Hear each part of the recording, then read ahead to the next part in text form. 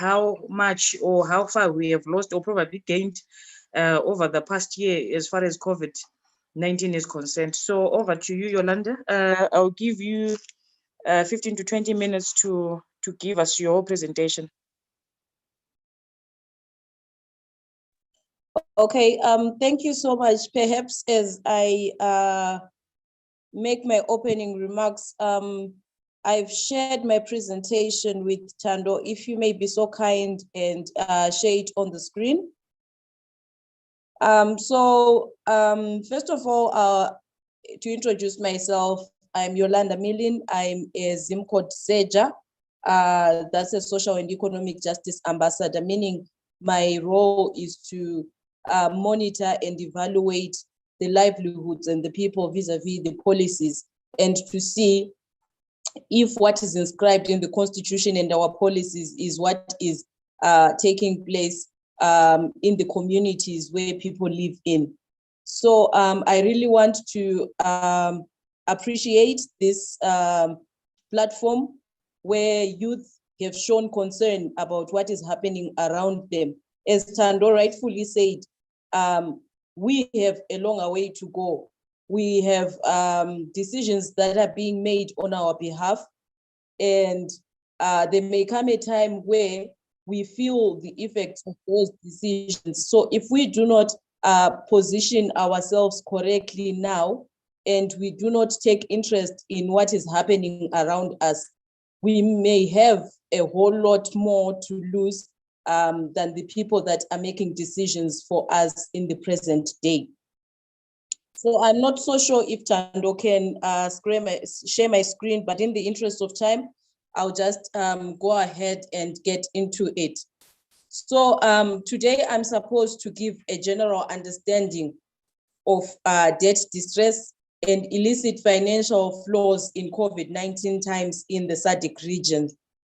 And to solicit an understanding of where we are coming from, I'm going to briefly give an overview of debt and illicit financial flows, just to put it in a context that everyone can easily understand. So debt is a sum of money that is owed or that is due. And when we're looking at national level, we're looking at how much a country owes to its lenders. And these can be individuals, businesses, other governments, or other financing bodies. Here looking at other institutions like the IMF and the World Bank and other like institutions. So you'd find that as states, we often fall in hard times and we find the need to borrow so that we keep afloat. But let me be quick to point out that debt contraction or borrowing on its own is not a bad thing, as it relieves a certain financing pressure from the citizens. Debt only becomes a problem when we fail to manage it. When we start borrowing irresponsibly, that's when debt becomes a problem to us. So if debt is not properly managed, it becomes a burden. Even at individual level, you find that if you invest yourself in borrowing, there comes a time where you can't contain it anymore. You've taken from Peter, you've taken from John, you've taken from Tatenda, you've taken from Letitia, you've taken from this, and you can't even go outside of the house because you are bound to meet every second person that you owe. And that becomes, it becomes a frustrating state even for you. And you can't even go and say, let me go and borrow some more so that I pay off this debt, because no one is willing to lend some money to you. So that condition is now what we call debt distress, a situation of having so much debt that continuing to operate becomes difficult. And if we're going to look at the case of SADC, you find that the low domestic revenue in the midst of high gross financing need has taken over the years, causing an acute acceleration of borrowing from both domestic and external sources to finance development expenditure. Now, as a result of this, you find that public debt has been rising in the region, causing the risk of debt accumulation to be unsustainable.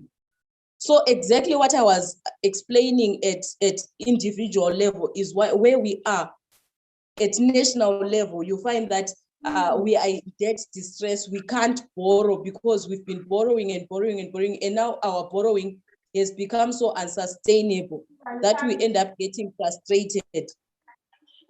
So efforts to deal with high public debt, such as fiscal consolidations and high debt service, have direct implications on social expenditure and increases cases of inequality.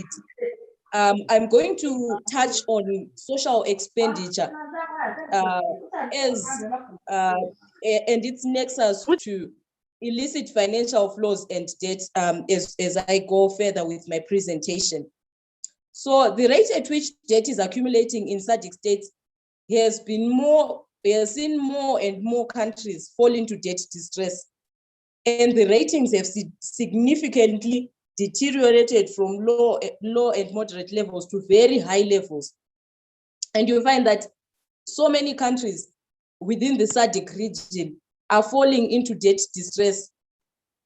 And some of the countries whose debt levels have significantly risen over the years include Zambia, the DRC, Mozambique, and Zimbabwe. So the problem of debt distress is not a new phenomenon when we are looking at COVID-19 pandemic and its influence. You just find that the latter, which is COVID-19, has only exacerbated and exposed already existing problems within our systems. Debt comes with conditions for repayment, and these often include high interest rates and excess, and you find that excessive borrowing when we're now in debt distress, that means the pressure to repay all those monies will suffocate economic development, making borrowing unsustainable and also compromising the social safety of citizens. Now, the other problems that come associated with borrowing as we are facing right now, even in COVID times, include the acquisition of resource-based loans. I would have loved so much for the presentation to be screened because I had put a picture, a depiction which shows exactly what we're dealing with.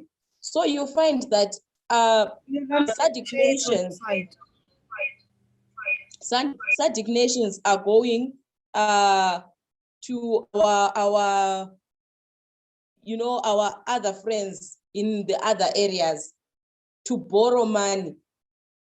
But because we're already in debt distress, because we already owe so many people so much, you find that those people are not being kind to us, but they are being clever, because they are saying, okay, we understand that you do not have the money to pay us back now, but what we are going to do is, this is our interest rate, and in so many years, you need to pay back the money that you owe us. But failure to which you can always give us mining rights to your mines or to your other resources.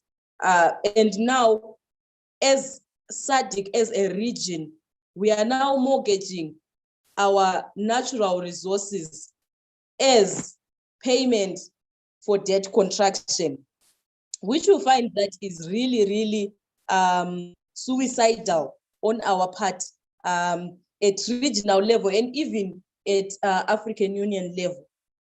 So I've talked about domestic resource mobilization, but you find that this is one of the ways that we have tried to adopt as Africa and even as SADC, to say, let's try to relieve the pressure of borrowing. Let's try to relieve dependency on borrowing and focus on this domestic resource mobilization.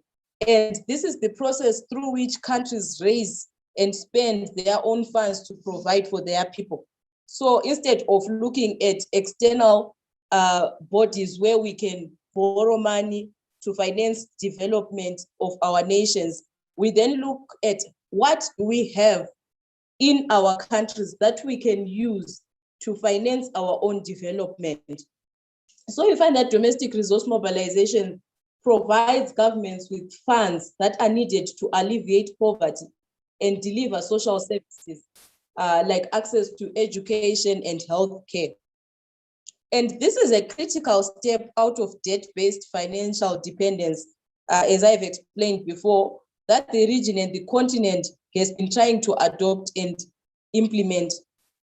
But as I have already alluded before, SADC's problem is not the question of whether it's borrowing or it's looking at domestic resource mobilization. The problem that we have is on the presence of activities that set us back.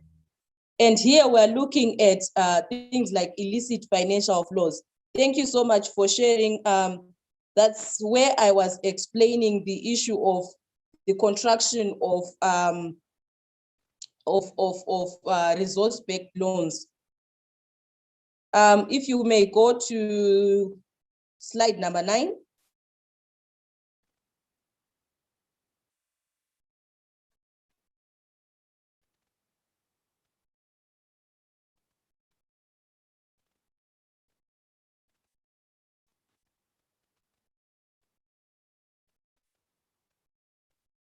Right. Okay, thank you. Now we are looking at what is it that we are calling illicit financial flows. I'm going to continue in the interest of time because I noticed we already started about 20 or so minutes behind scheduled time. So there is no settled definition for illicit financial flows. But they are concerned with funds that are either illegally earned, transferred, and used. So here we're looking at monies that can be legally earned, but they are illegally used and transferred. We're looking at funds or monies that are illegally earned, but legally used and transferred. Or we're looking at monies that are illegally earned and illegally used and transferred. So as we go on, you find that this covers a whole lot of crime that our governments and other players, other stakeholders are engaged in, and they are responsible for the setback that they were having even as a region. So as I've said, illicit financial flows can typically be said to originate from illegal activities. Now, if you go to the next slide, you find that, as I was explaining, illicit financial flows are a composition of many different things. There is crime, there is corruption, there is tax abuse, there is market abuse. So what is it exactly that we are talking about? We are talking about laundering, criminal proceeds, drug trafficking, human trafficking, dirty money. I'm sure we've seen movies where people will be trying to clean their money whilst they are doing the wrong things, things that are degrading even to human rights, things that are wrong. We're looking at specific examples that can give us a general understanding of where I'm coming from, that I've included there: drug trafficking and human trafficking. So you make your money, then you want to clean that money and try to reinvest it to clean it. That is illicit financial flows. Then we look at things like corruption. We're looking at bribing officials. We're looking at theft of state assets. All those things fall within the bracket of illicit financial flows. Tax abuse, I'm going to explain it further in the next slide.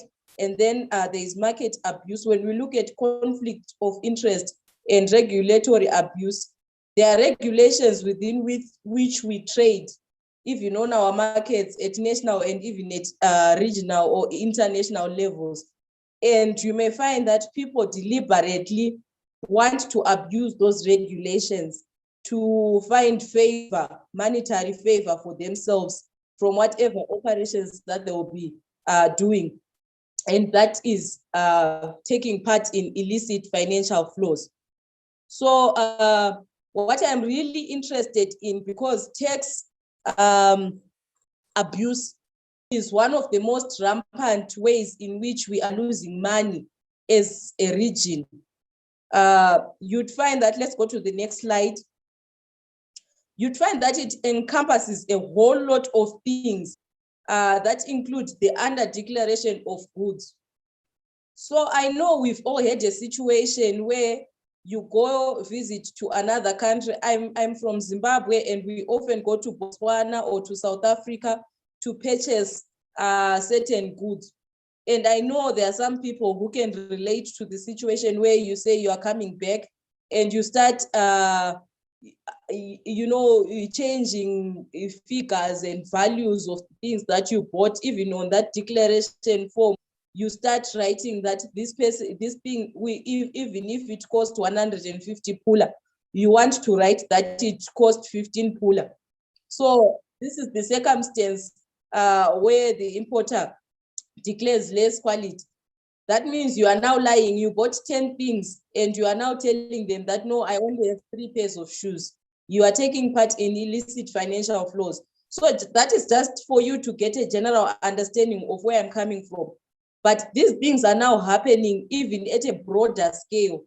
And you find big companies and big organizations taking part in such lying and deceiving the officials just because they want to have a little bit more money that they remain with. Outright avoidance of official customs.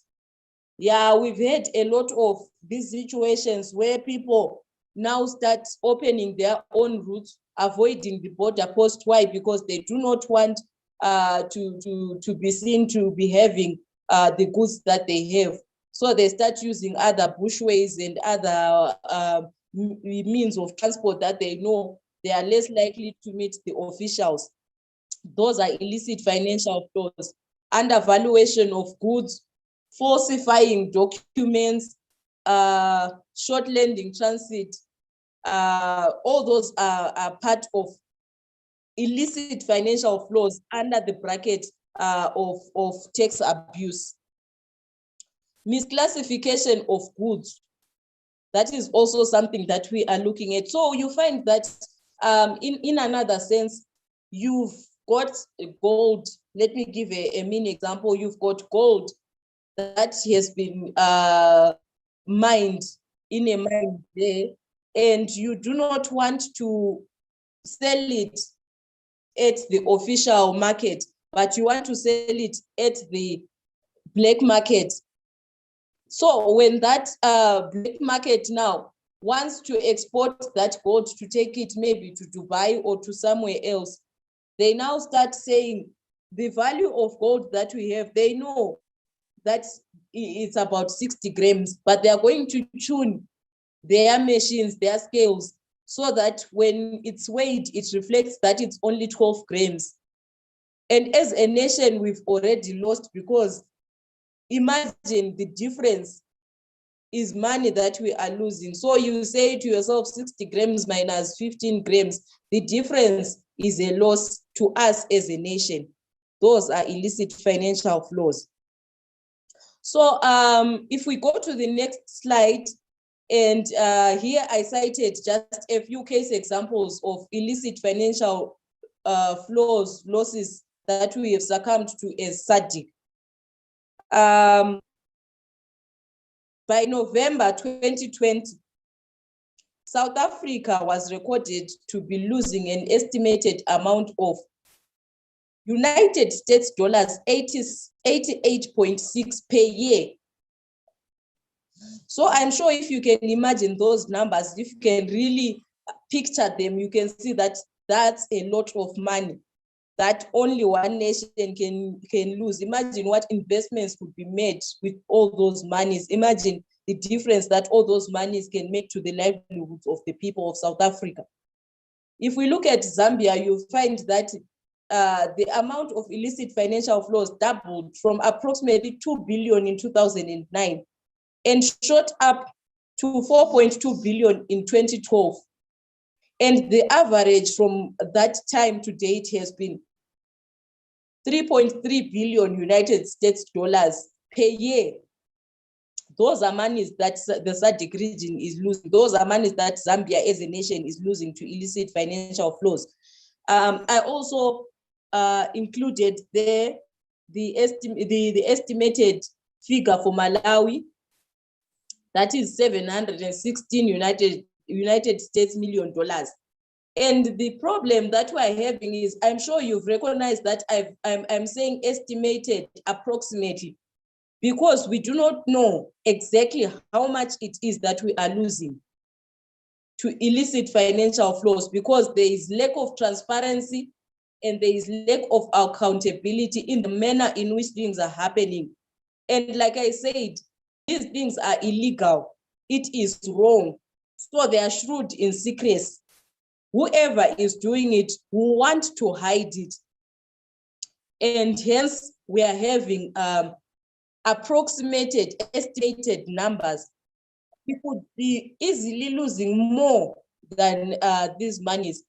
And if you look at the statistics for Africa as a whole, you find that in the past 50 years, according to a case study that was done by a good friend of mine, Farai Mtondo, over the past 50 years, Africa has lost an estimate of 1 trillion US dollars. Imagine, 1 trillion US dollars. And currently an estimate that was given is of 50 billion US dollars loss annually for the whole of the African continent. So I think I've given a background of what it really means for us to say we are in debt distress, and the transition from debt to illicit financial flows, and what that means. But perhaps now, just to give the general feeling, the general aspect of how then does that affect us in COVID-19 times as a region. So you'd find that I included a sector on the next slide that talks about the effects of public service delivery in light of COVID-19 times, putting into remembrance that we've already highlighted what the situation, what the background situation is like, putting into effect the debt effect, how in distress we are, and the presence of illicit financial flows, and the presence of mismanagement of public funds. So I'm going to start looking at food security. Now, this is where the students really need to listen and understand well, because these are the sectors now where they are really, where they should be concerned, because this is what affects them the most. So you find that we are looking at, yes, you can go to the next slide. So we are looking at food security. Yeah, we've said that we are already in distress. We already have someone who is stealing for us. So we are going, it's a cycle. We are going to borrow the money. And we've seen that, okay, now that we've borrowed and we can't borrow anymore, we're in debt distress. Let's try and put together the resources that we have within our country to try and finance our own development and ensure that our people survive.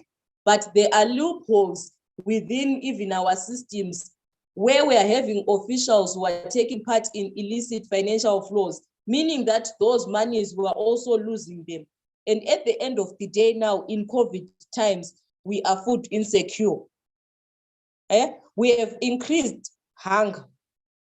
There's been a failure to provide food aid to the vulnerable. I'm sure you can attest to the COVID-19 times that we saw that most governments in the SADC region were not able to provide food aid, food assistance for their citizens who were in lockdown.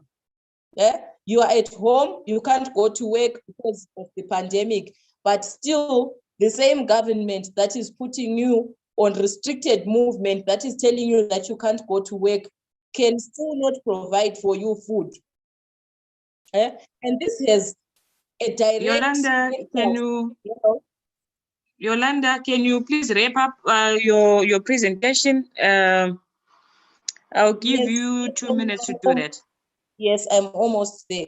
So you find that the lack of food security that we had a direct linkage to the increased criminal activities that we saw. And then this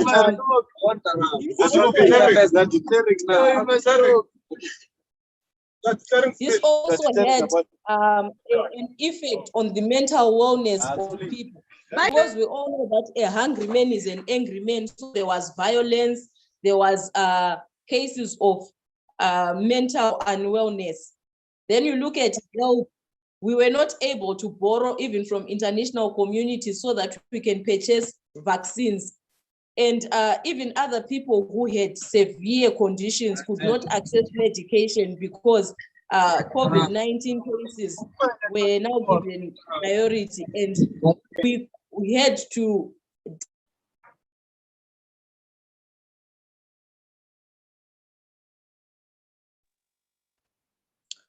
then the issue of education, you find that there were inequalities that were rising in education. Those who were rich, those who were able, those who are benefiting from illicit financial flows were able to quickly adapt and go back to the learning platform online, whilst those who do not have such privilege went for up to a year without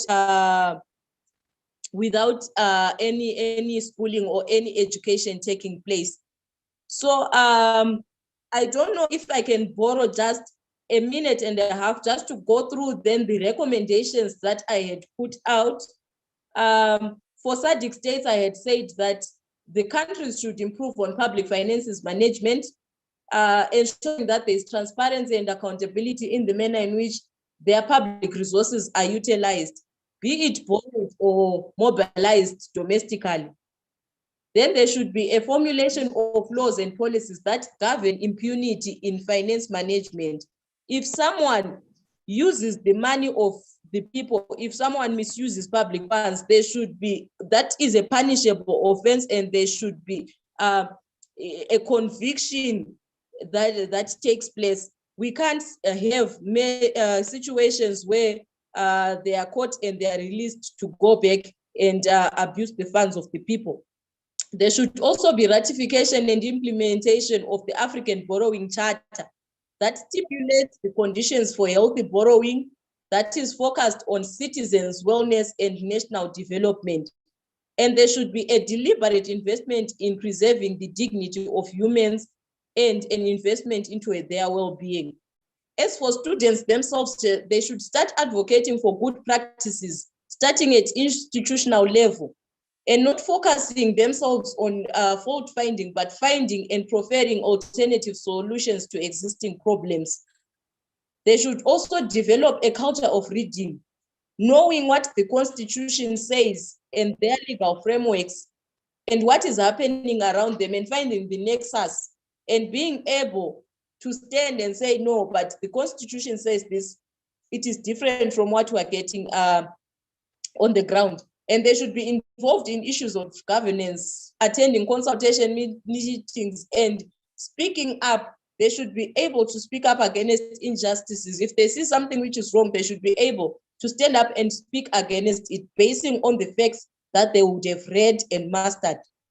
They also need to monitor how public resources and finances are being used and petition responsible ministries to provide answers and explanations to what is happening. Thank you so much for allowing me to go on and on and on. This is the presentation that I had for you.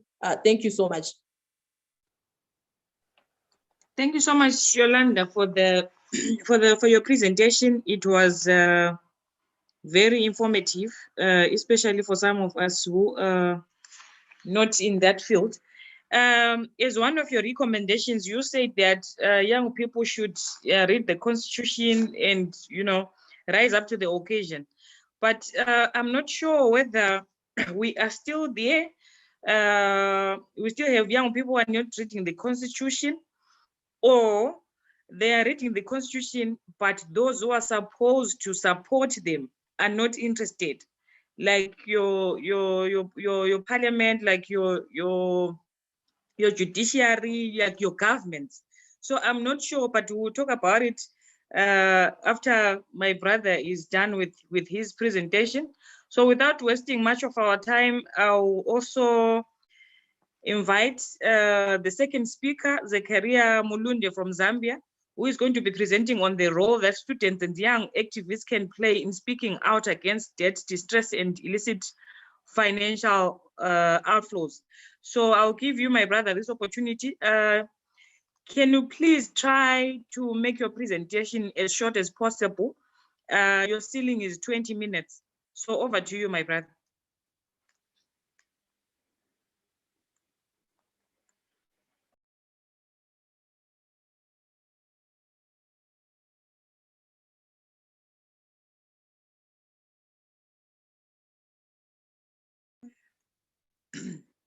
Mulunde, are you there? Zakaria?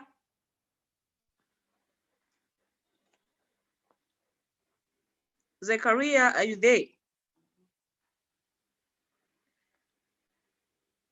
Okay, looks like Zakaria is having problems with the connection.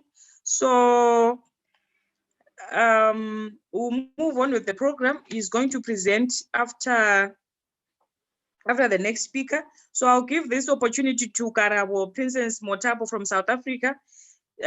She's presenting on the role that students and young activists can play in speaking out against debt, distress, and illicit financial flows.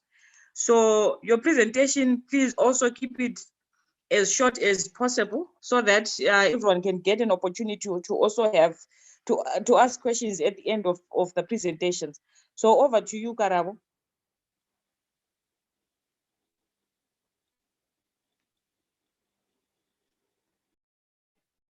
Okay. Greetings to everyone. I hope that everybody can hear me. Am I audible enough? Yes, we can hear you, Karabo. You can go ahead.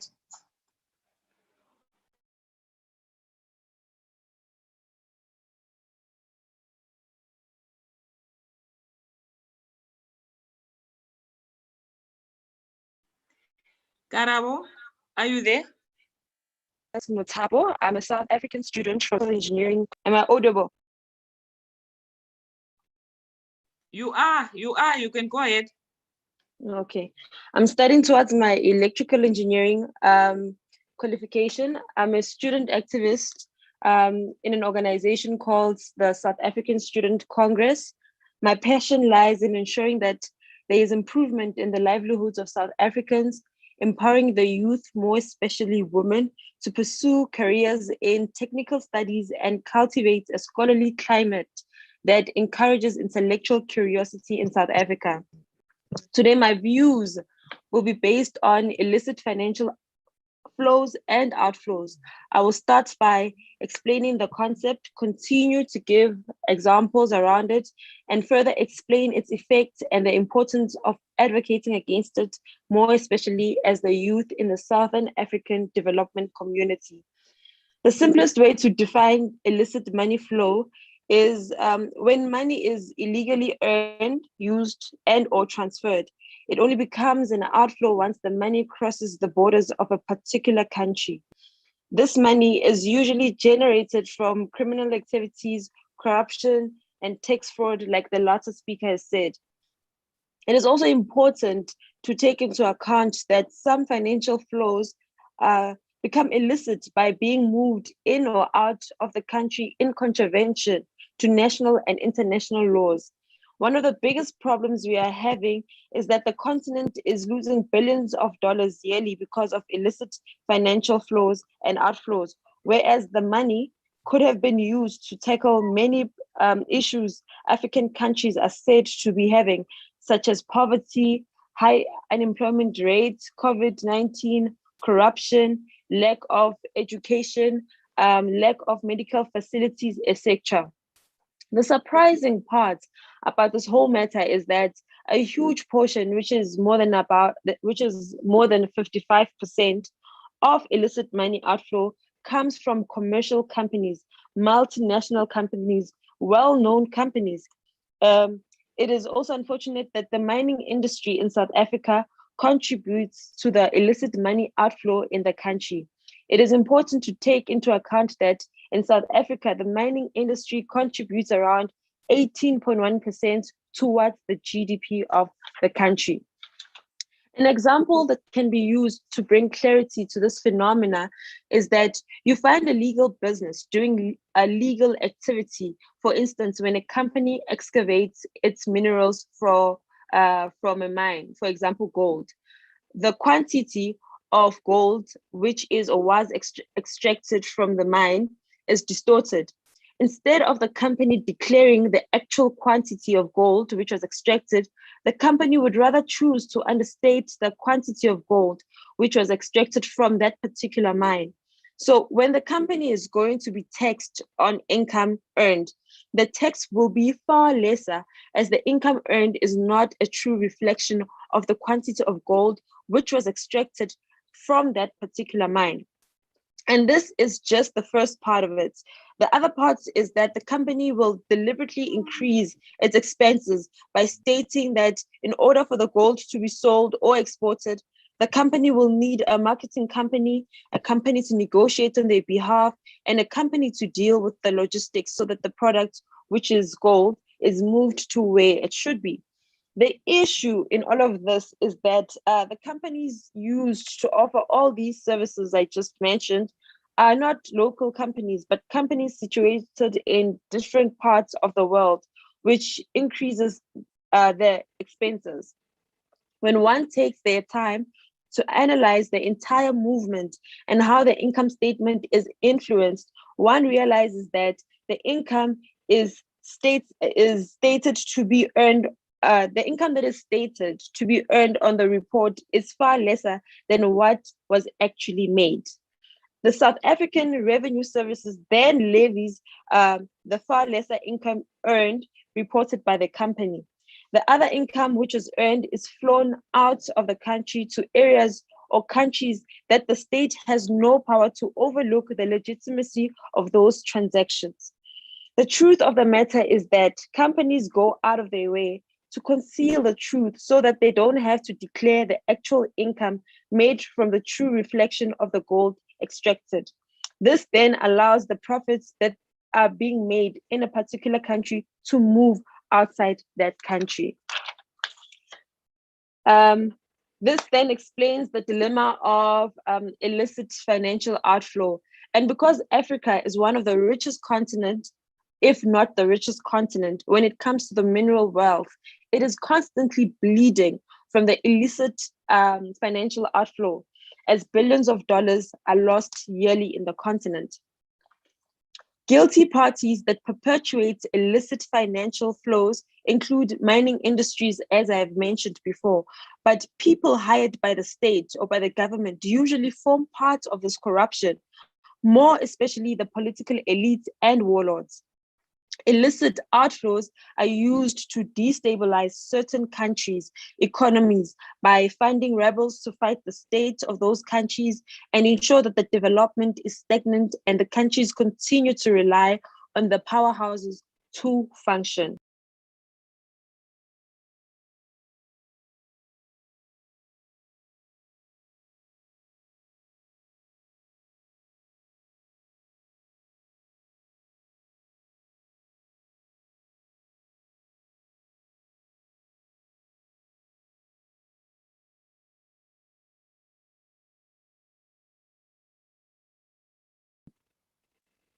Hello.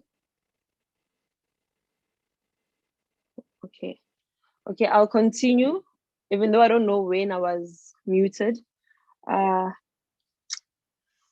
Year in and year out, Africa receives billions of dollars in financial aid, from official aids, grants, loans to the private sector, etc. And ever since the outbreak of COVID-19, African countries have received more financial aids in the form of loans than usual. South Africa received financial aid which amounts to 500 billion rands for the country's social and economic response to COVID-19. However, on the 2nd of April 2021, it was reported that the state-owned entities ran up 68 billion rands in irregular expenditure in the 2019-2020 financial year. The South African government received 500 billion, and a greater amount of that money fell victim of a looting spree, whereas it could have been utilized for various impactful programs like ensuring that there is sufficient infrastructure in response to the pandemic, reducing the student debts, and ensuring that the economy of the country is improved. Part of the challenges that the lockdown unmasked where illicit money flow was spotted is through an educational aiding scheme in South Africa called the National Student Financial Aid Scheme, NSFAS. It was revealed that NSFAS funded 440,000 ghost students. What was brought to the public's attention was that 7 billion rands had been irregularly spent at NSFAS due to very little checks and balances being in place. While all this was being unfolded, the Minister of Higher Education and Science and Technology, Blade Zimande, announced that particular courses that were previously funded by the aid scheme would now be defunded. The poor administration found in the aid scheme is used as a form of looting. There was also an instance where NSFAS deposited millions of rands into a student's account, which suggests that this was to be used as a conspiracy to commit corruption. Another incident of illicit money outflow where institutions of higher learning, being universities, are involved is when institutions send a list of students that are eligible for funding to NSFAS. NSFAS then allocates a budget for all these enlisted students. But to our surprise, those universities or institutions of higher learning end up not funding some of the enlisted students, but choose to redirect those funds to other departments of the institution or choose to settle university debts. All forms of illegal dealings with money are in one way or another an impediment towards developing the already underdeveloped countries who are suffering severely from the scourge of poverty. Major companies who pride themselves in being the biggest contributors in the economy are the same companies who use students' plight as a charity show and only fund at the least numbers of students to further their studies while encouraging the collapse of the economy through illicit financial activities. It is no shock that the future of our country or the future of our countries, it is in our hands. It is in the hands of its youth. The same youth that has been abandoned by the government through cutting funds for free education and expelling students from institutions of higher learning due to debt. The debt distress experienced by our institutions led to most of these institutions being unable to run efficiently with the escalating debts with service providers such as the municipalities, Eskom, and Rainwater. The high debt distress will eventually result into the institutions worsening the tuition fees, which will hit hard in the pockets of the already struggling working class parents who invest everything into their kids. And these kids are expected to rescue their poor families from the scourge of poverty. This is a vicious cycle that if not vigorously attended to, it stands a chance of crippling the goals and dreams of the previously disadvantaged Black communities, in particular from rural and semi-rural areas. As student activists of this continent, we need to be as united as ever to address this issue and apply all necessary tactics in advancing the goals of Agenda 2063, which include economic development, political independence from foreign powers, Pan-African ideals and gender equality, just to mention a few. In our quest to tackle one of the big elephants in the room, as youth activists, we need to challenge policies such as bank secrecy, reforming common tax orthodoxy, and we need to tackle the scourge of corruption with every fiber of our bone. As young people, we can also advocate that the loopholes that exist in the financial, legal, and tax system should be closed. We can also advocate for policy alignment amongst African countries and find a way to tax wealth that is flown out into a country with lower tax rates. In closing, I'd like to quote the words of the former president of South Africa, Mr. Thabo Mbeki, which states as follows: "A global human society characterized by islands of wealth, surrounded by a sea of poverty, is unsustainable." Thank you very much.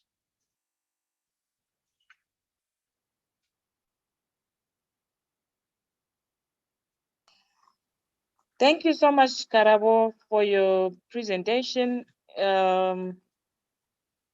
It's really interesting to know what's happening or what has been happening in South Africa, where most of our brothers and sisters are living. So, Mulundi, I'm not sure whether you are back with us now or you are still having challenges with your network. If you can hear me, please say something.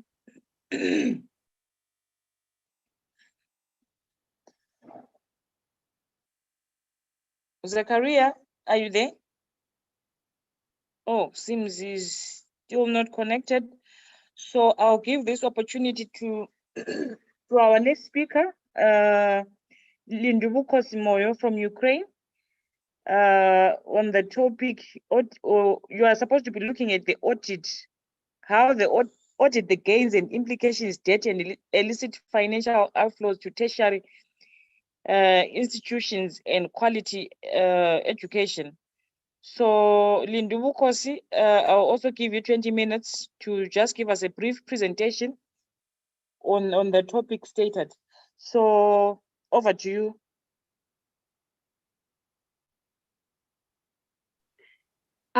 Good afternoon, everyone. As she had mentioned, that my question is audit the gains and implications of debt and illicit financial outflows to tertiary institutions and quality education.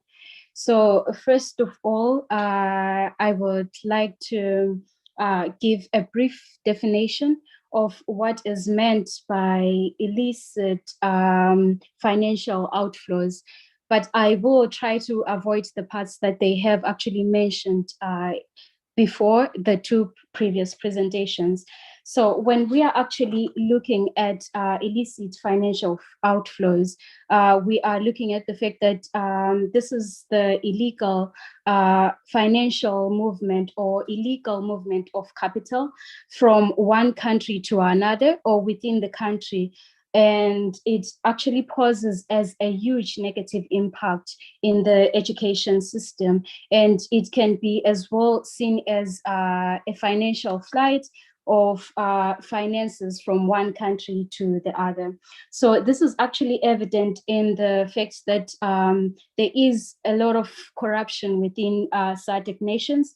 And as we can see that most of our government bodies prefer actually having offshore accounts, or let me say banking outside our continent, and that's actually affecting us financially. As you know, that for funds to actually sustain a nation, they should be circulated within a nation. But if they are not circulated within a nation, meaning that we are actually being deprived of the of those finances as well. So I was also looking at the fact that there is the growth of money laundering, and also looking at the period of 2020 to 2021 within this COVID situation. There has been a growth of scams resurfacing due to the fact that and people are actually looking for money, people are actually acquiring, and people are actually thirsty for money. And with their thirst and quest, people are actually pushing forward to get more funds by actually stealing from other people. And if they are stealing from other people, it's actually affecting them as well. And I also looked at the fact that the debt that we have as nations within the SADC, taking the case studies of, for example, South Africa in 2020, according to the analysts online, they are saying that in 2020, the debt escalated to 283 billion. And some sources actually indicate that the debts escalated to 259, differs from source to source. And the fact that if this debt keeps on increasing, these funds are supposed to be actually dedicated to education system. Of course, there would be a ratio that, okay, some of these are supposed to go to health, education, among many other things. But in that division, education is put as the second priority. And if it's put as the second priority, meaning that we are being deprived of resources, we are being deprived of a proper education system, among many other things. And then I also looked at the case study of Zimbabwe, not to mention the fact that we have been on 83% since 2017. So looking at the graph or the ratio, you would actually see that it's actually depreciating. And if we were in 83% in 2017, then where are we if we are to look at the ratio today? And then also looking at the facts that there are actually positives and negatives in this situation. And then looking at the overview, the fact that there's two problems that we are actually facing. There is a problem with the education tuition fees. They have to be increased on a yearly basis, meaning that some students wouldn't actually manage to register and acquire this education. So instead of being in classes, we are now actually pushed to riot in the streets. And by us rioting in the streets in plight of getting better education, we are actually facing the problem that we are not actually getting this education, and some people are actually failing to actually pay for that education at the same time. And also looking at the fact that the previous year, there has been an increase in the number of people who are actually, of students who are actually rioting in the streets due to this unfair education policies.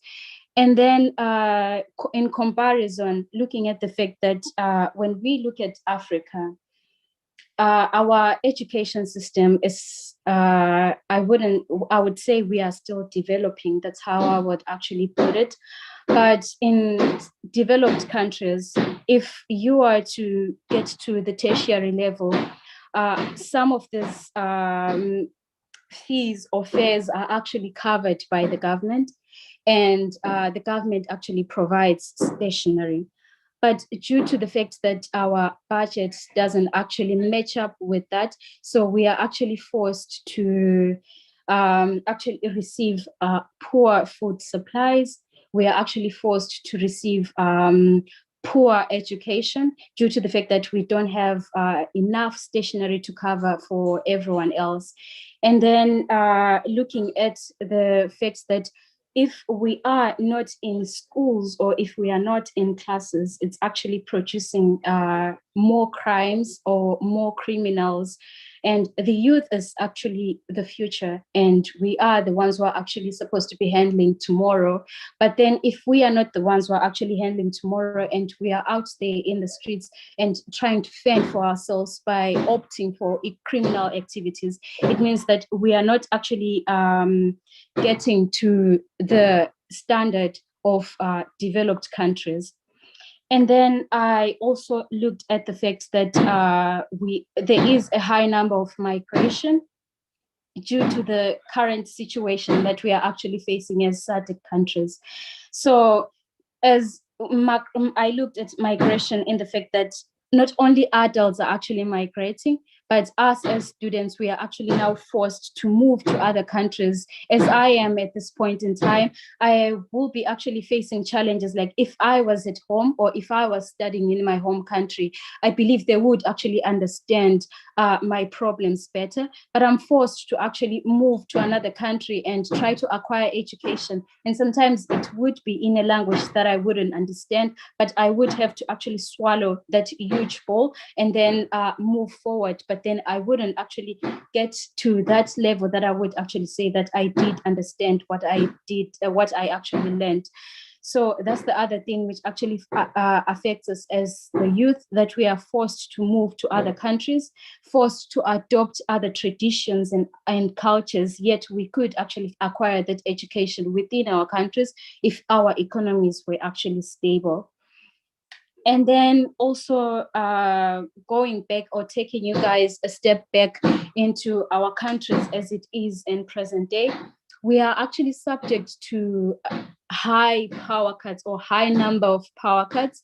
And just to take you or put you in a pocket of a current student who is supposed to be taking an exam, there is a power cut and you are supposed to be reading for an exam, and that's a situation which is actually beyond your control. So which means that it actually affects you. You are supposed to now reduce the hours of reading, among many other things, and that actually that doesn't pose as a positive impact to our future leaders, as we are supposed to acquire more information or knowledge at this point in time. And then if there are power cuts, among many other things, that's actually a challenge that we are facing as nations.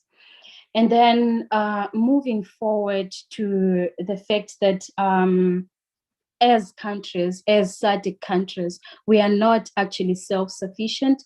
I would say that this actually paused or stopped the years 2010 or 2010 to 2016, because before, I would say around 2006 to 2008, Zimbabwe was actually the breadbasket of SADC. But at present day, we are actually struggling with crumbs, or let me say the dilapidated situation of Zimbabwe. It's actually saddening to us as the youth of tomorrow. So looking at the fact that we were the breadbasket of Africa, but if we look at today, we are actually struggling to even put food on the table, which is actually a huge challenge to us as well.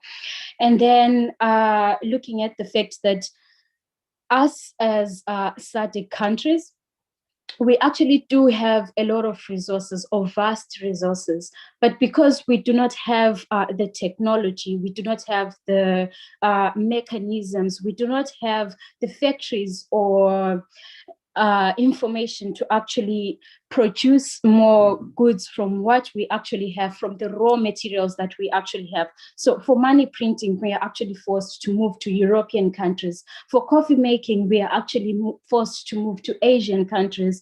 For many other things that I wouldn't actually mention at this point in time, we're actually forced to actually borrow those resources or the knowledge of from other countries. And it's actually affecting us in the fact that if these industries were opened or they were functional within our SADC countries, it would actually open spaces, or it would actually open employments for the youth who actually graduate and look for jobs afterwards. So now we're forced to actually migrate, yet we could have actually worked within our countries and be self-sufficient and provide, and then that money would be circulated within SADC. And if it's circulated within SADC, then it's actually producing, or it's actually contributing to the growth of African nations as a whole. And then looking at the facts that this system of economic transformation, I can put it as a wheel of transition.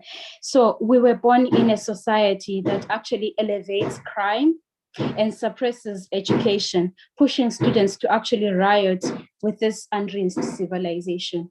So I'm putting it as unrinsed civilization because in the beginning, our forefathers actually didn't have all these resources. They didn't have to worry about this, and they were actually surviving. And we were deemed as an uncivilized society. So this unrinsed civilization has pushed us to actually overlook the problems that we actually have at this point in time.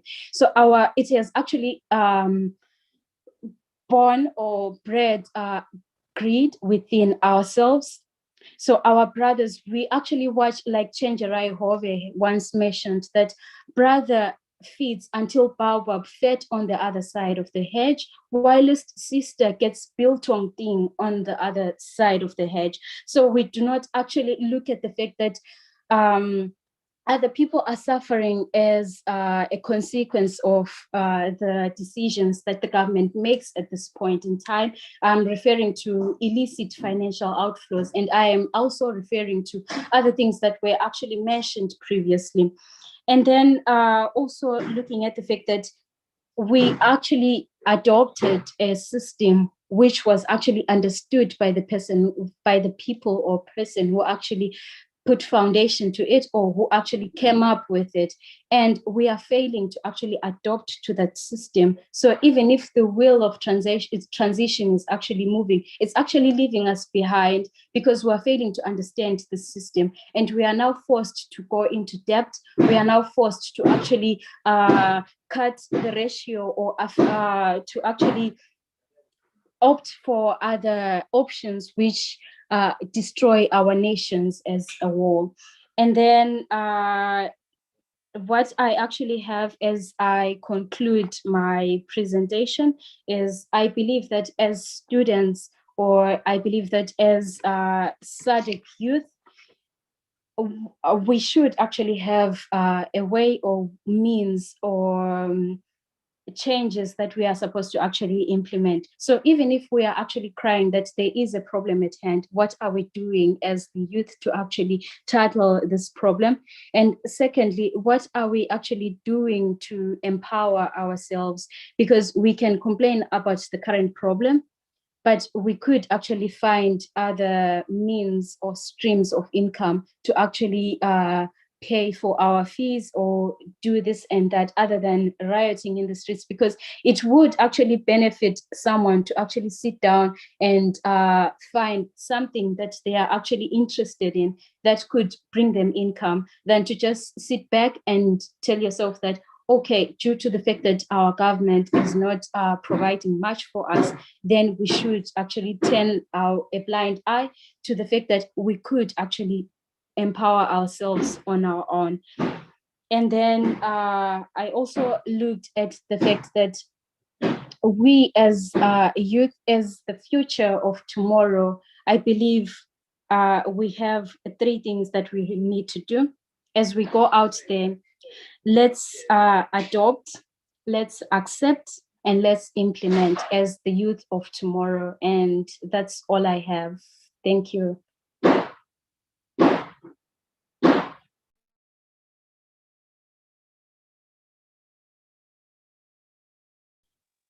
Thank you so much for that presentation. Without wasting much time, I would want to invite our last speaker for the session.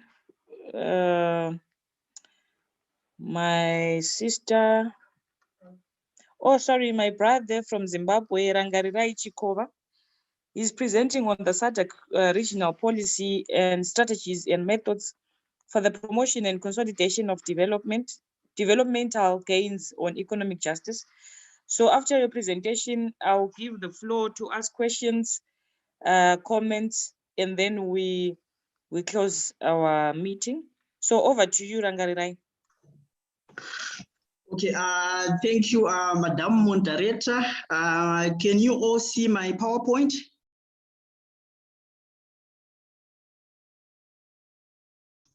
Yes.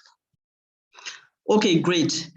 So firstly, I would like to thank the organizers for this event. I think it's really pertinent. As young people, there are certain things that we need to know, and these things, they affect us. So it's really important to have a profound understanding of these developmental issues so that we are better positioned to bring our governments to account. So my name is Rangarira Chikova, and I'm a policy analyst within the Domestic Resource Mobilization portfolio. It's AfroDAD. AfroDAD is a Pan-African organization that was established in the year 1996. And our work is on issues of debt management, domestic resource mobilization, where we talk about issues of illicit financial flows, mineral resources governance, and tax justice. We also work on international public finance, where we discuss issues of aid and public-private partnership. So my presentation is going to focus on the regional policies and strategies for the promotion and consolidation of developmental gains on economic justice. Okay.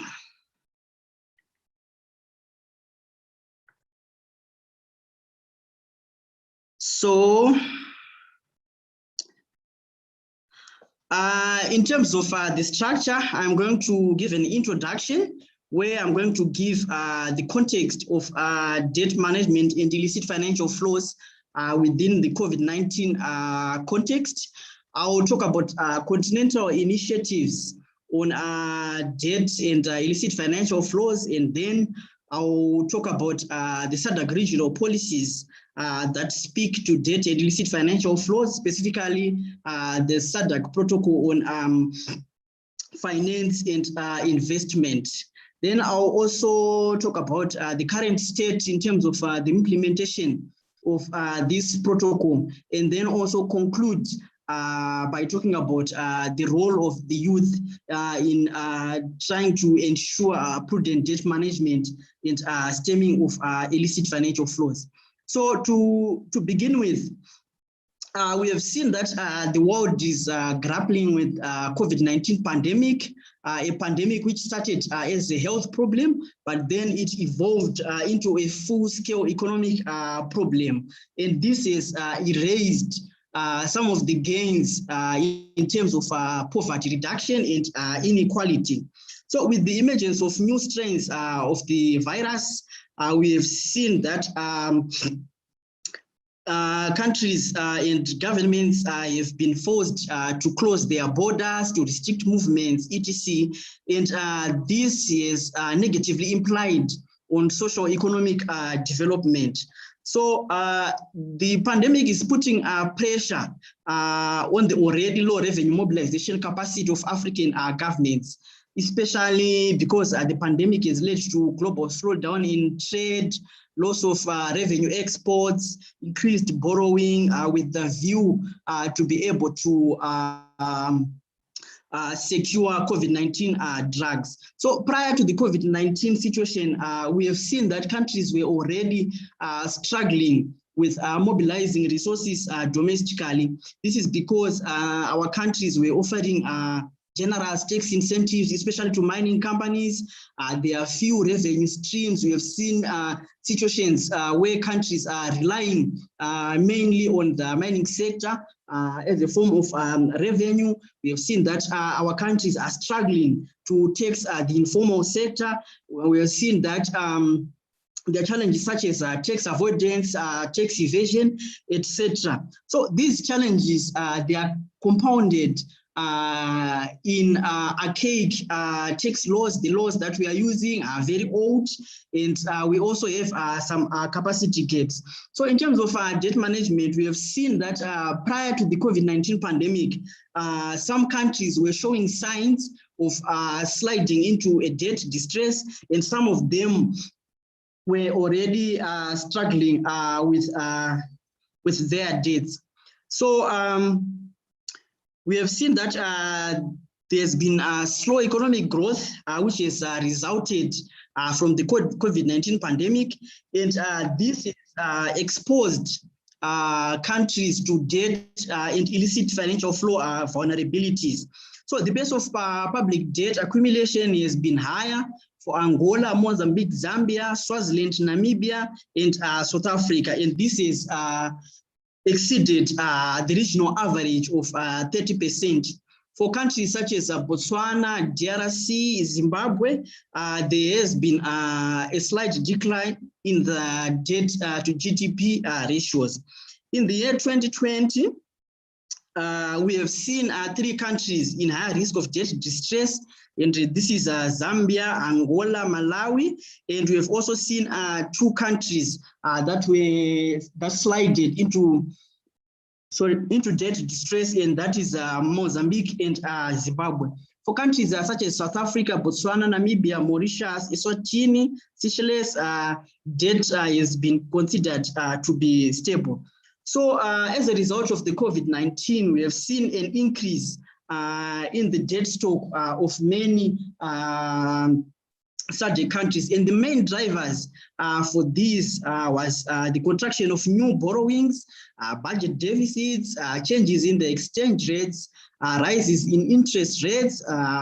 We have seen countries having more debt-creating inflows, commodity price fluctuations, and low foreign direct investments. So in terms of illicit financial flows, a recently published report by UNCTAD has unraveled that in the year 2015, the continent, that is the Sub-Saharan Africa, has lost about 89 billion in terms of illicit financial flows. And this is equivalent to 3.7% of Africa's GDP.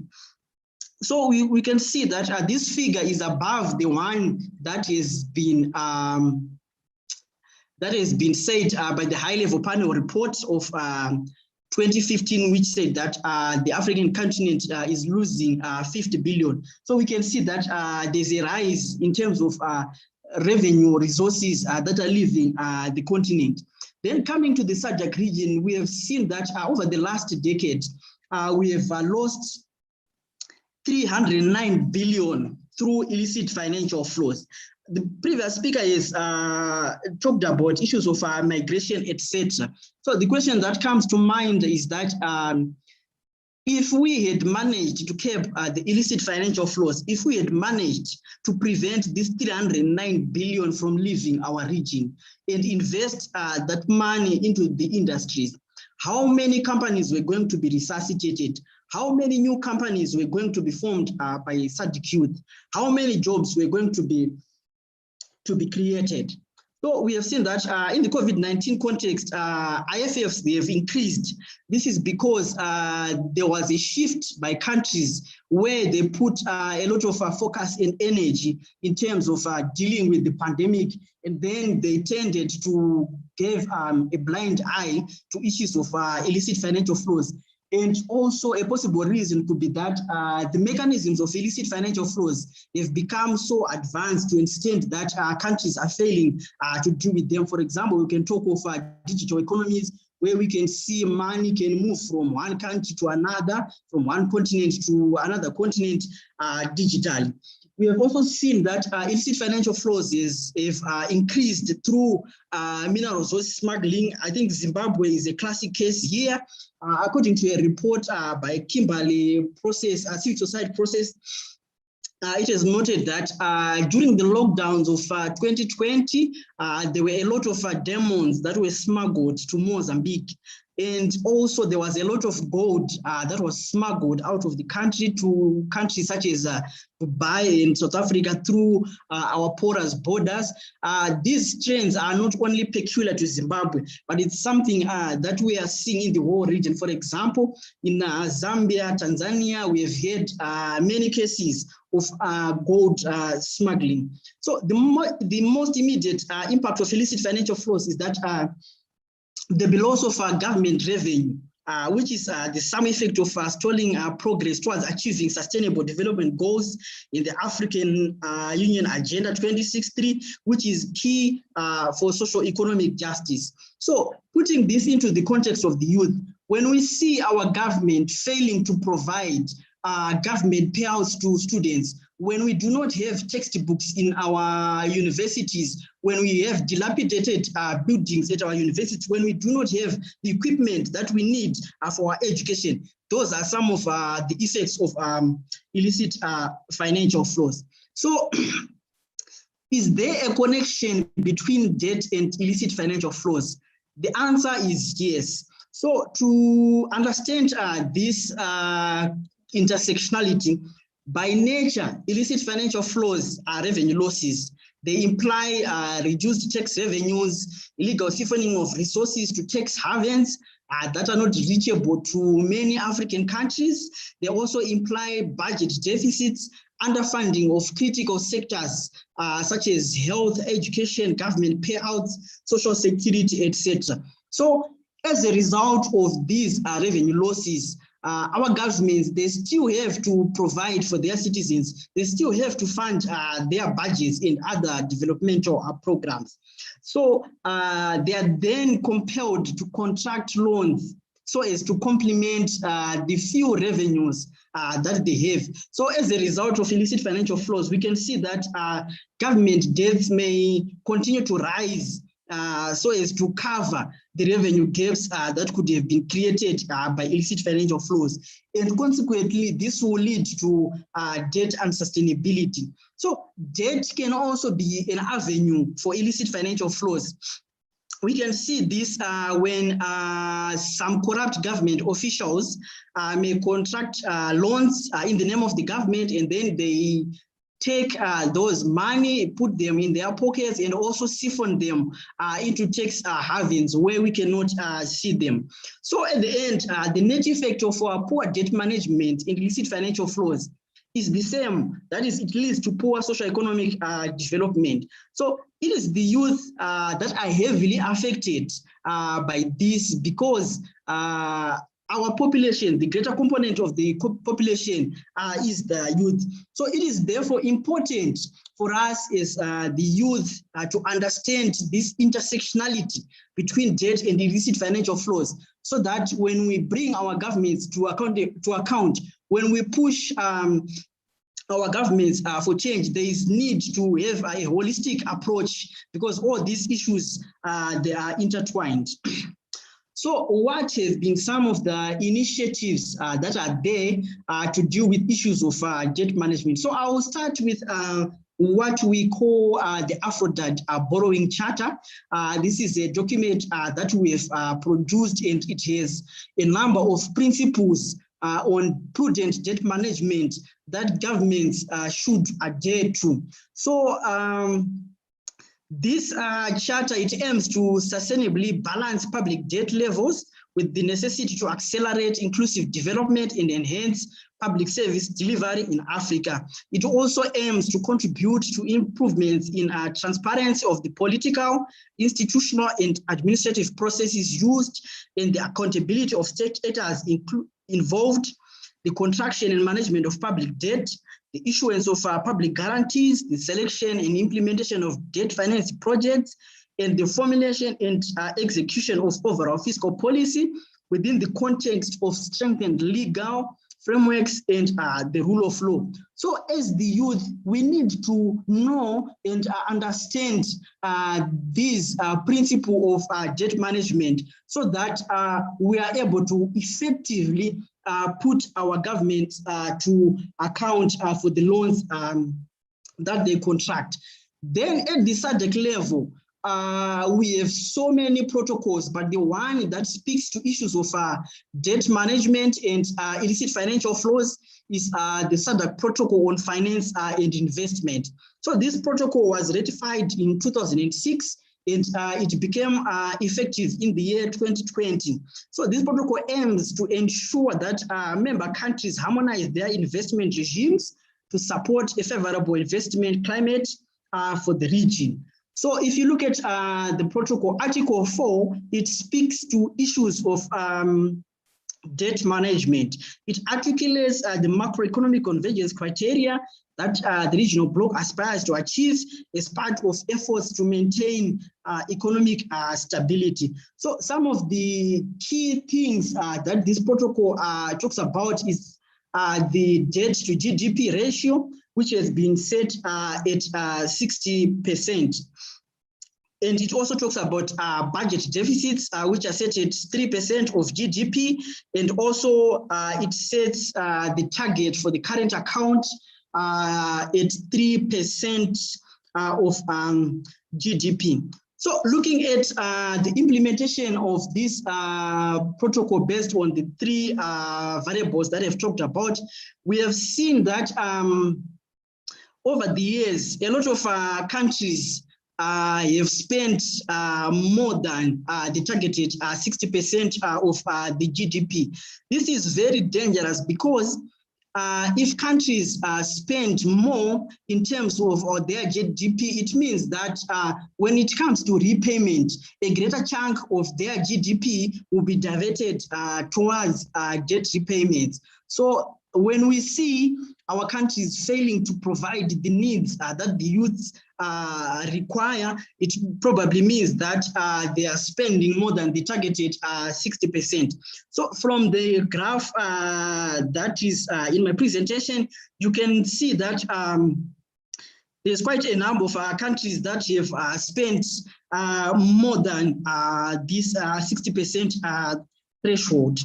Then we come to the issue of budget deficits. We have seen that a number of countries are spending more than what they are getting. So this is dangerous because a greater chunk of the budgets will be diverted towards repayment of the loans. The same is also for the current account deficits. We have seen that a number of countries are importing more than they are exporting. So in terms of illicit financial flows, the protocol is also some clauses that speak to issues of illicit financial flows. And the protocol is also an annex, which is called Annex 3, which have some clauses on issues that are related to illicit financial flows. For example, we can talk of the tax database where countries have to share their tax information so that they avoid a situation, what is called the race to the bottom. The race to the bottom simply means that countries will be competing in offering lower taxes to investors as a way to attract investment. Then there's also need for capacity building for tax administrators, and another issue is also on tax incentives. So at the regional level, we have the high-level panel report on illicit financial flows, or the Mbeki report. So this report, in 2012, there was a meeting actually at the AU level where our heads of states, they agreed to have a research on illicit financial flows, and the research was done, which was sponsored by UNECA, and this report was adopted by our heads of states, and a number of sub-Saharan countries were part of these processes. So this report, it gives details on what countries should do so as to stem illicit financial flows. And the recommendations given, they are based on the three main categories of illicit financial flows. That is commercial component, corruption component, and criminal activities. So having said that, what is the role of the youth in all that? So the answer is that because we are going to inherit the debts that are being contracted now, and because the illicit financial flows that are happening now are hurting us, we really need to be proactive rather than being reactive. So the first step is to understand the technicalities of debt and illicit financial flows. For example, when we are saying that Zimbabwe has violated the principle of not contracting loans, which are more than 60% of its GDP. What does that mean to the youth? What are the implications of that to the youth? We also need to understand the various protocols and initiatives that are there that speak to issues of debt and illicit financial flows. So capacity building and understanding of the political economy of debt and illicit financial flows is also key. So some of the key documents that as the youth we need to know so that it will help us to bring our governments to account, the borrowing charter that I've said, and also the high-level panel report on illicit financial flows. As youth, there's need for us to advocate and build strong movements that are against illicit financial flows and unconstitutional debt. So as AfroDad, we are part of a network that is called the Stop the Bleed campaign, which focuses on illicit financial flows. We are there and we are willing to strengthen youth movements through capacity building. So there is need for the youth to advocate on the implementation of the SADC protocol on finance, because our countries, they've signed to this protocol. So we need to ensure that our countries are doing what they've signed. Then we also need to put pressure on our governments so that they implement the recommendations in the high-level panel report on illicit financial flows. So at the SADC level, there are various processes, formal and informal processes that we can take advantage of in terms of influencing some of these policies, and also in terms of putting pressure on our government so that they prudently manage the debts and stem illicit financial flows. So the first one is called the SADC Cng Forum, which is a forum of many civic society organizations, and there are many organization in this forum, and they focus on different issues of debt management, human rights, illicit financial flows, mineral resource governance, you name it. So youth movements can be part of this forum. Then the second avenue for civic society is what's called the Civic Society Forum. Is also an important avenue for youth movements to be part of, so that they can put pressure on their governments. Then at the national level, there are what are called national committees. So youth within different national countries, they can find information on these national committees, and they can air their views to these committees. Then there are other informal processes, such as the African People's Solidarity Network, which is an informal channel that the youth can use or utilize to ensure that they are in a position to put pressure on their governments to improve debt management and stem illicit financial flows. I think I have come to the end of my presentation. Thank you.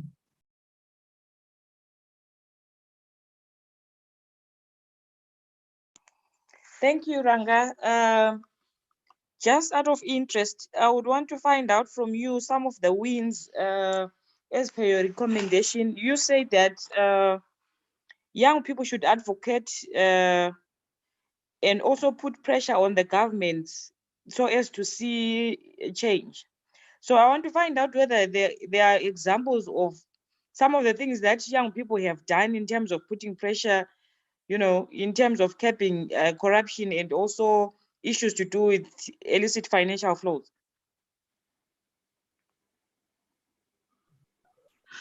Okay, thank you for that question. So in terms of issues of debt management, if you notice that in Zimbabwe, there was a time when we did not have a law that spoke to debt management. So through a network of various civic societies that work on debt management, tax justice, etc., there was a campaign to put pressure on government to put a law that specifically deals with debt management. And also, capacity building that was provided by a number of civic society. We have seen that in the parliament budget processes that took place, we have seen a number of trained youth are taking part in those meetings, and some of the things that they highlighted to the parliamentarians was the need to come up with laws that specifically deal with debt management. And we have seen that happening here in Zimbabwe. The same for illicit financial flows. We have conducted a number of trainings on illicit financial flows through our partners such as Tax Justice Network Africa and the Stop the Bleeding campaign, and in the budget processes and other public finance meetings that are happening. We are seeing the youth raising their voices, putting pressure on their governments to deal with these issues of illicit financial flows. And we have recorded a number of gains. We have seen that in Zimbabwe, but I think there is an institution within the Reserve Reserve Bank that have been established. We are seeing that the government is now keen, to deal with issues of illicit financial flows, and these issues are being topical in various parliamentary sessions. Thank you. Thank you so much, Ranga, for those examples. So whether you call me, I don't have a car. Let's leave. So you call me Solomon. Yeah, I'll call you and tell you where is the galaxy. Okay. But I think the third point. Alista, can you please mute your mic? Okay.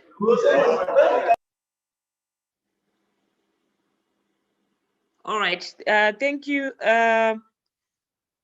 I'm not sure whether there's anyone who wants to ask a question or comment before we close the meeting.